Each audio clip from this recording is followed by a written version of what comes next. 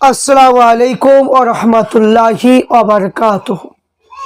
প্রত্যেক জাতি ধর্ম বর্ণ নির্বিশেষে প্রত্যেককে জানাই আন্তরিক শুভেচ্ছা। আমরা যখন দেখেছিলাম যে মহিলাদের জন্য যখন মুখ্যমন্ত্রী ছিলেন মমতা বন্দ্যোপাধ্যায়, তিনি মহিলাদের জন্য তিনি লক্ষ্মী ভাণ্ডার করেছিলেন। তো লক্ষ্মী ভাণ্ডারের জন্য তিনি যতটা কাগজ প্রয়োজন, ইম্পর্টেন্ট কাগজ, সেই কাগজগুলো নিয়েছিলেন, তার বেশি না। এখন নতুন সরকার হয়েছে, এই নতুন সরকার লক্ষ্মী ভাণ্ডারকে চেঞ্জ করে অন্নপূর্ণা ভাণ্ডারে পরিণত করেছে। তো এই অন্নপূর্ণা ভাণ্ডারে যে আপনার ফর্ম ছেড়েছে, সেই ফর্মটা হলো 13 পাতা। এই যে দেখতে পাচ্ছেন 13 পাতার ফর্ম, এই 13 পাতা ফর্মে আপনার জন্ম থেকে নিয়ে মৃত্যু পর্যন্ত A to Z আপনার ডিটেলস দিতে হবে। তো এখানে শুধু বাকি থাকছে এটিএম এর টিপটা দিলেই সব হয়ে যাবে। তো এখানে কি কি লেখা আছে আমি আপনাদের কাছে শেয়ার করতে চাই। প্রত্যেকে ভিডিওটা বেশি শেয়ার লাইক করুন। তো অন্নপূর্ণা ভাণ্ডার আপনারা নেবেন কি নেবেন না সেটা আপনাদের ব্যক্তিগত ব্যাপার। তাহলে আগে আপনারা এই ফর্মে যেগুলো লেখা আছে সেইগুলো আগে শুনতে থাকুন। লেখা আছে অন্নপূর্ণা যোজনা পারিবারিক তথ্য সংগ্রহের ফর্ম। প্রতিটি বিভাগে টিক বা চেক বক্সে বিকল্প নির্দেশাবলী রয়েছে। প্রতিটি চেক বক্স ক্ষেত্রে পরিষ্কারভাবে চিহ্নিত করা হয়েছে আবেদনকারী যাচাইকারী কর্মকর্তাদের জন্য প্রয়োজনীয় নির্দেশাবলী প্রদান করা হয়েছে। প্রতিটি বিভাগে পূরণ করা বাধ্যতামূলক। প্রত্যেকটা কিন্তু এখানে পূরণ করতে হবে, সেটা কিন্তু বাধ্যতামূলক, না করলে কিন্তু হবে না।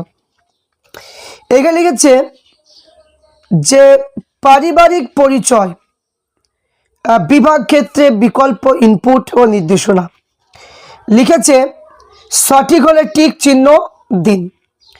পরিবারের প্রধানের নাম, পরিবারের যিনি অ্যাপ্লাই করবে তার নাম, পুরো নাম লিখুন আধার কার্ড অনুযায়ী, জন্ম তারিখ, দিন, মাস, বছর, পরিবারের প্রধানের লিঙ্গ পুরুষ না মহিলা, পরিবারের প্রধানের আধার নম্বর, ডিজিটাল রেশন কার্ডের পারিবারিক আইডি যদি থাকে, পরিবারের সদস্য সংখ্যাগত, শুধুমাত্র সংখ্যা লিখতে হবে, ঠিকানা স্থানীয় ঠিকানা, যোগাযোগ নম্বর, বিশেষ করে যে পরিবারের প্রধান আধার নম্বর সঙ্গে যাতে যে নাম্বারটা যুক্ত আছে সেই নাম্বারটা কিন্তু এখানে লিখতে হবে।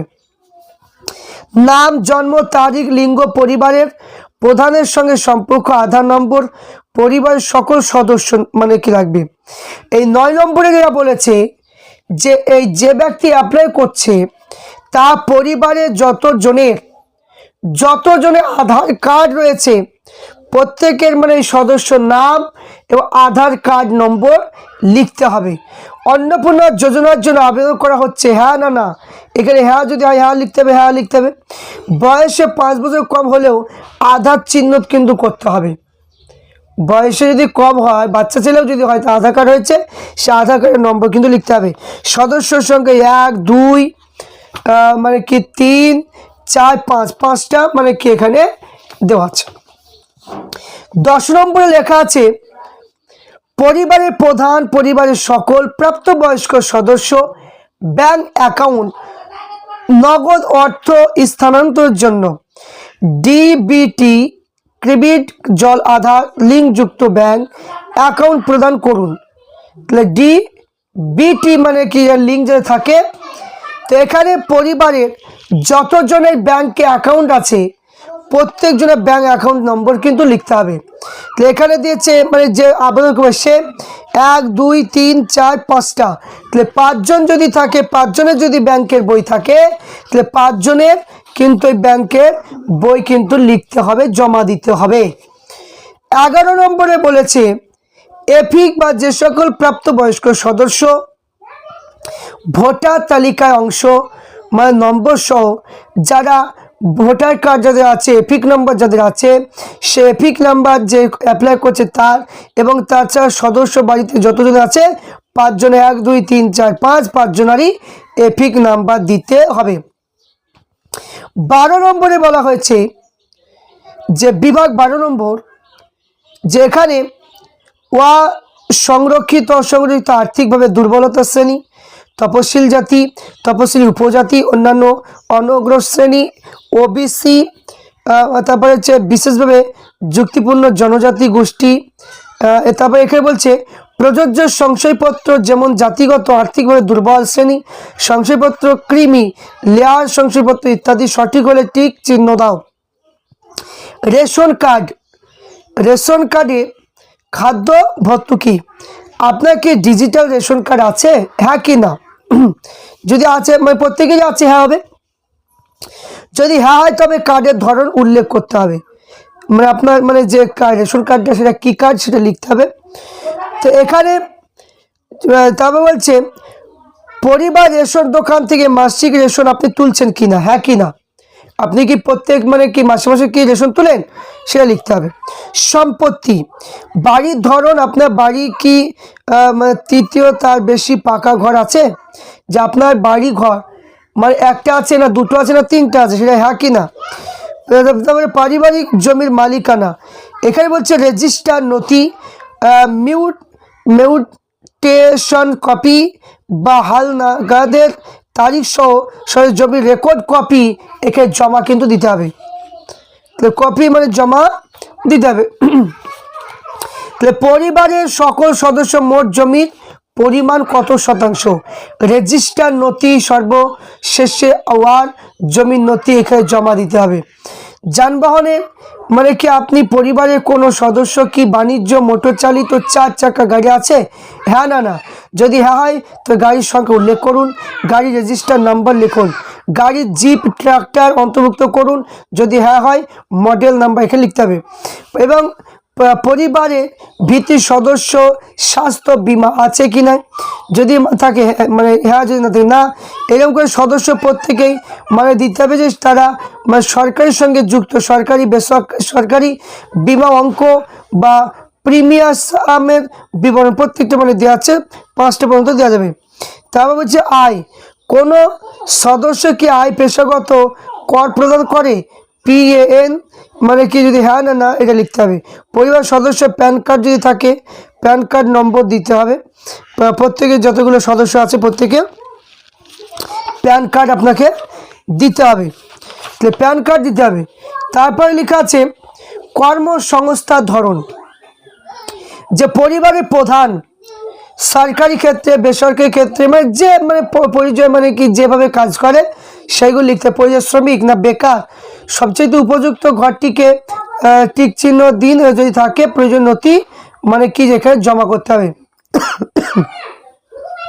তাহলে এখানে যা যা কাজ করে প্রত্যেকেই মানে নথি জমা দিতে হবে।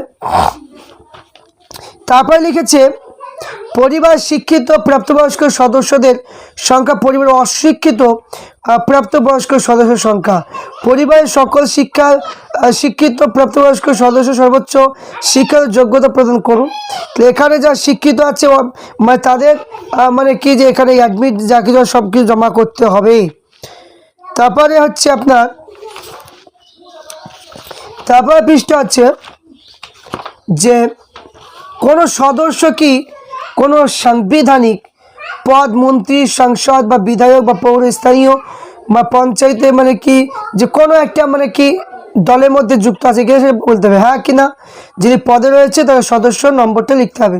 প্রয়োজনীয় সহায়ক নথি থাকলে জমা দিন এবং ঘোষণা। কোনো সদস্য কি সরকারি পেনশনভোগী আছে, যদি হ্যাঁ হয় তাহলে তার পেনশনের স্লিপ সংযুক্ত করতে হবে। কোনো সদস্য কি GST অধীনে আছে, যদি হয় তাহলে মানে GST এটা লিখতে হবে। পরিবারের মোট বার্ষিক আয় টাকা কত হয়, যে একটা পরিবারে কত ইনকাম হয় সে আয় টাকাটা অঙ্কে লিখতে হবে। তারপরে এখানে বলছে CAA আবেদন বর্তমান অবস্থা যদি থাকে প্রযোজ্য নয়, আবেদন করা হয়েছে যদি হ্যাঁ হয় আবেদন নম্বর, আর ইস্যু করা হয়েছে যদি হ্যাঁ হয় তার সার্টিফিকেট নম্বর। এখানে পরিবার যতগুলো CAA এর মধ্যে আছে তাদের প্রত্যেকে এটা দিতে হবে। অন্যান্য কিষাণ ক্রেডিট কার্ড, কিষাণ ক্রেডিট মানে কার্ড মানে কি RD এইগুলো মানে কি যদি থাকে প্রদানকারী কর্তৃপক্ষ বিবরণ দিন, প্রত্যেকে কিন্তু আইডি নম্বর তারিখ লিখতে হবে।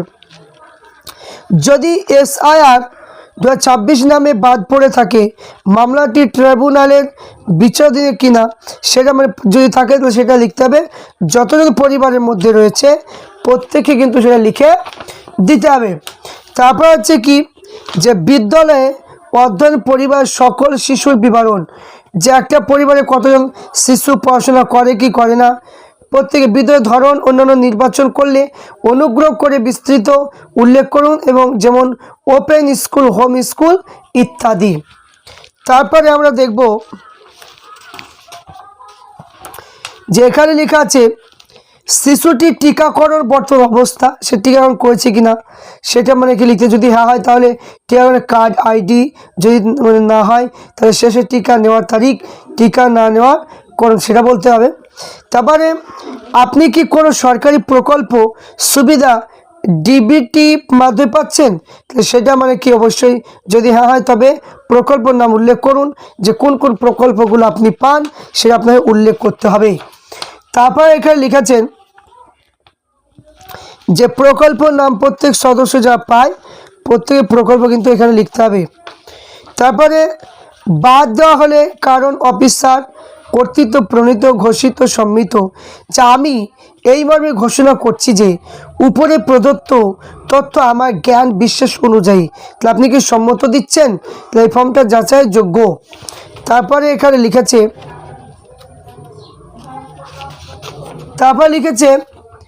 যে সত্য প্রযোজ্য ক্ষেত্রে আমি সকল সহায়ক নথি প্রদান করছি, উপরে উল্লেখিত কোনো মানদণ্ড বাদ দিই না। আমি অবগত প্রদত্ত কোনো তথ্য মিথ্যা প্রমাণিত হলে আমার সামাজিক সুরক্ষা সঙ্গে সুবিধা বন্ধ হয়ে যেতে পারে।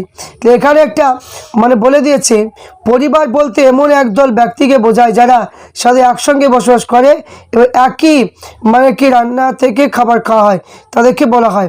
এবার বলেছে শুধু সরকারি ব্যবহারের জন্য অন্নপূর্ণা যোজনা পরিবারে স্তর তথ্য সকল ফর্ম সংখ্যা অনুসরণ প্রতিবেদন, এখানে লিখতে হবে যে আমি মানে কি লিখতে পুত্র কন্যা গ্রাম শহর গ্রাম পঞ্চায়েত ব্লক পৌরসভা জেলা দাখিল আবেদনপত্রটি যাচাই করছি, আমি আবেদনপত্রটি সঠিক পেয়েছি এবং লিখেছি আবেদনকারী দ্বারায় প্রদত্ত নিম্নলিখিত তথ্য সঠিক নয় বলে প্রতিমান হয়েছে, তাহলে অনুগ্রহ করে সংশ্লিষ্ট ধারা এই বিষয়ে উল্লেখ করুন।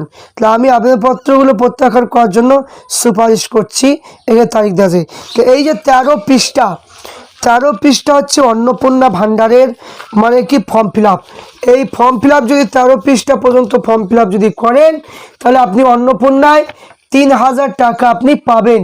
তো এখানে যে 3000 টাকা আপনি নেওয়ার জন্য আপনার যত মানে কি ডকুমেন্টস লাগবে যদি আপনার থাকে তাহলে আপনি এটা পূরণ করে জমা দেবেন, অবশ্যই আপনি 3000 টাকা পাবেন। তাহলে এতগুলো যে এই যে মানে কি 13টা পৃষ্ঠায় যে ডিটেলসগুলো চেয়েছে এই ডিটেলসগুলো অনেকে হয়তো নেই, অনেকে আছে, অনেকে মানে বিভিন্ন যে মানে কি যেগুলো দেখতে পেলাম, এগুলো আমার মনে হয় না যে কোনো মানুষ হয়তো এই 3000 টাকা নিতে চাইবে।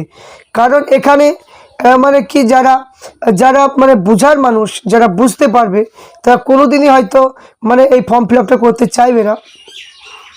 কারণ যে সরকারি প্রকল্পের জন্য যে এত যে ফর্ম ফিল আপ করতে হয় আমরা কোনোদিন দেখতে পাইনি, কিন্তু এবারই প্রথম দেখছি যে 13 পৃষ্ঠার মানে ফর্ম ফিল আপ করা।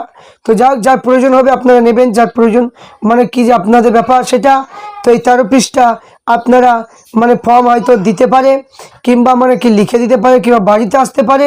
তাই যদি মানে কি আপনাদের প্রয়োজন হয় অবশ্যই আপনার ফর্ম ফিল আপ তারাই করে দেবে। আপনারা যদি করতে যদি না পারেন তাহলে মানে যারা পারবে তাদের সঙ্গে যোগাযোগ আপনি অবশ্যই করে এই ফর্মটা ফিল আপ করবেন।